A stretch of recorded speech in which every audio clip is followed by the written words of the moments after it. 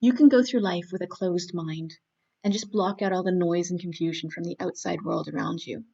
But know that you'll always be limited to just your own thoughts stuck in your own head. But if you open your mind and breathe in the experiences around you, you'll feed off the energy and ideas which will give your future limitless potential. Now, maybe this is a bit deep for a math lesson, but when we expand brackets, that's sort of what we do. My name is Miss Danielson, and today we're expanding brackets and expanding our minds. I hope you joined us for our previous lesson on order of operations. I'm linking it down in the description box below just in case, but whether you've learned to use bidmass, bedmass, or bodmass, you will know that brackets should always come first. Brackets are used to maintain the order of operations, so they tell us to perform the operation inside the brackets first.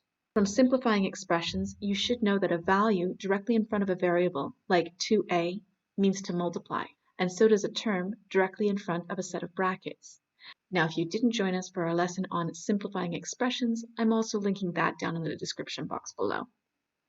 What you need to know, so you may want to take note of this, is that a term can be a number, a variable, or a combination of both, like 5x or x squared. The terms in an expression are separated by plus or minus signs. So if we start with a really simple example where we're only dealing with numbers, like 3 bracket 5 plus 2, 3 is a term that's directly in front of a bracket because there's no plus or minus sign between it and the bracket.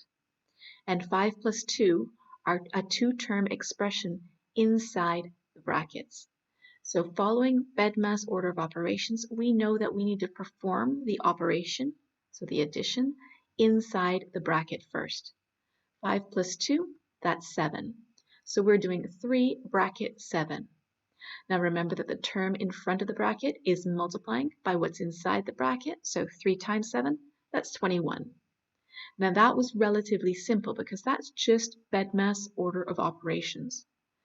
If we use some algebra, however, we might not be able to work out the calculation inside the brackets. For example, 4 brackets 2 plus x.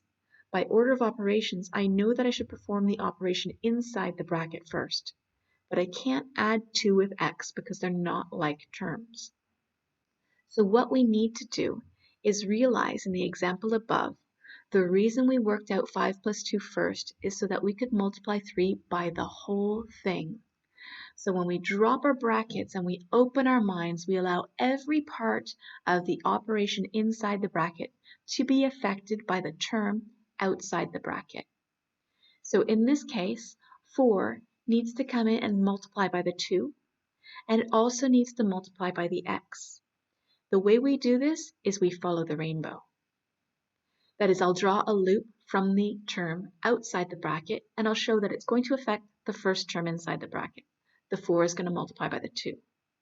Then I draw another loop to show that the 4 is also going to affect the second term inside the bracket. The 4 is going to multiply by the x. So that's going to give me 4 times 2 is 8. 4 times x is 4x. And don't forget the plus or minus sign that belongs in between these two terms.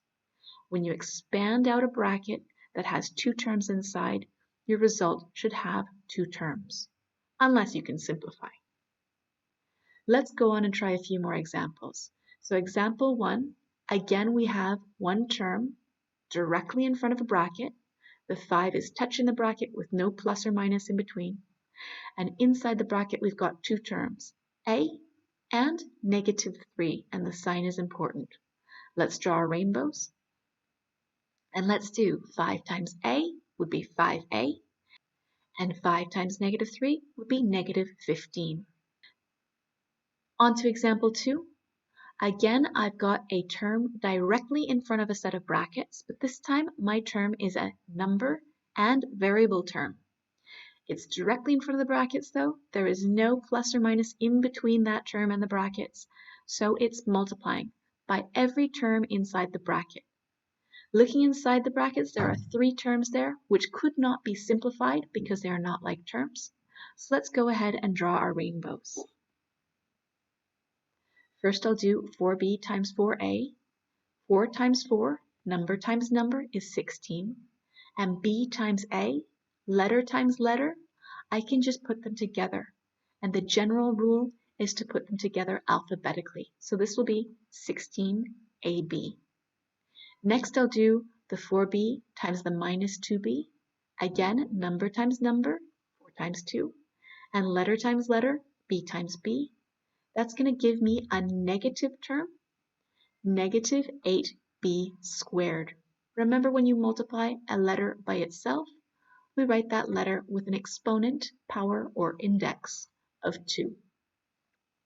Next, following our green rainbow, 4b times positive 5, number times number, that would be 20, and letter times, if there's no other letter, we'll just leave that same letter. That's going to be plus 20b. Looking at our final expression there are no like terms that I could group together, so that's it. That's our expression. On to example 3. This time we have 2 sets of brackets, and each of those brackets have a single term directly touching it just in front. Be very careful with the second set of brackets because the b that is touching that bracket is a negative b. The sign is important. Let's go ahead and draw our rainbows. First, we're going to do 2c times a. So that's going to be 2. And c times a, we'll write them alphabetically, ac. Then we'll do 2c times negative 4b, number times number. 2 times negative 4 is negative 8. And again, c times b alphabetically, bc, negative 8 bc. On to our next bracket. Remember, pay attention to the signs. This is a negative b that we're multiplying through. I hope you remember your integer rules. That is, a positive and a positive multiply together to make a positive. A negative and a negative multiply together to make a positive. A positive and a negative will multiply together to make a negative. And a negative and a positive will multiply together to make a negative. So for our first term here, negative b times positive 3b, a negative times a positive will give us a negative term. So our answer will be negative. Then look at our number times number, 3. And our letter times letter, b times b makes b squared, negative 3b squared. Next, we're doing the negative b term multiplied by the negative 5c term. Negative times negative makes positive. So we've got a positive term here.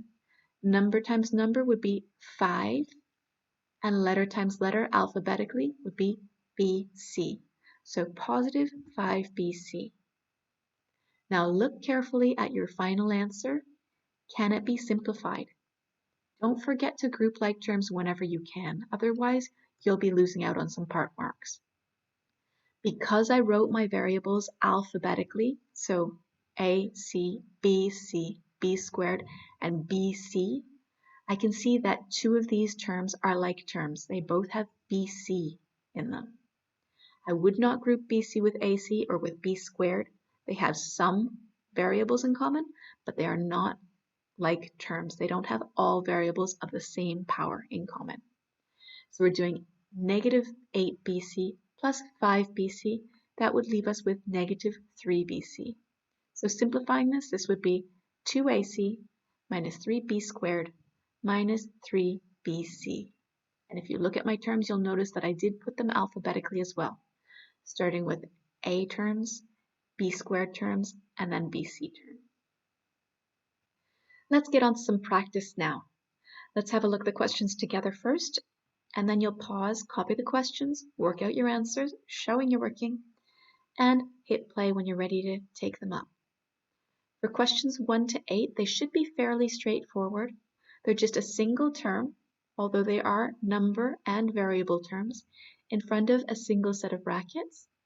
Remember, we multiply number times number and letter times letter, and when you multiply a letter by itself, it becomes that letter squared.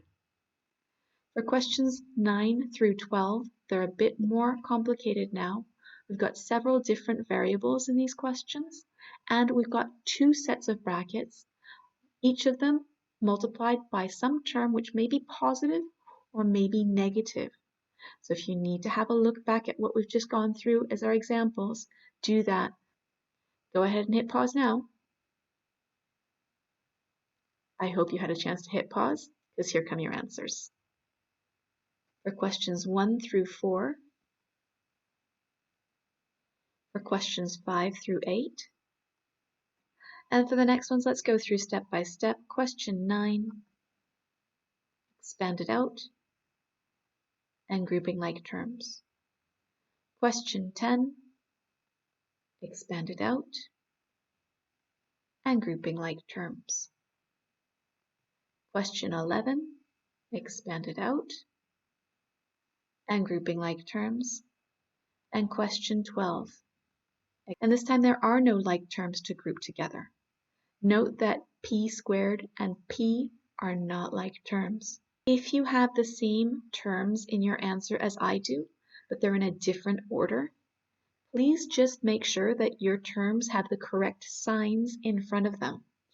So for example, in question 10, if you had the 20 mn first, make sure you had negative 20 mn. But notice I've put this in alphabetical order, starting with m, onto mn, onto n squared. And all of my answers I always try to put in alphabetical order so that we can easily check ourselves. I hope this lesson has been helpful and has left you feeling confident to expand brackets and expand your mind. Open yourself up to learning new things. If I've left anything at all unclear or you have any doubts, please leave me a comment in the comment section so we can clarify that. Until next time, keep practicing and I'll see you soon.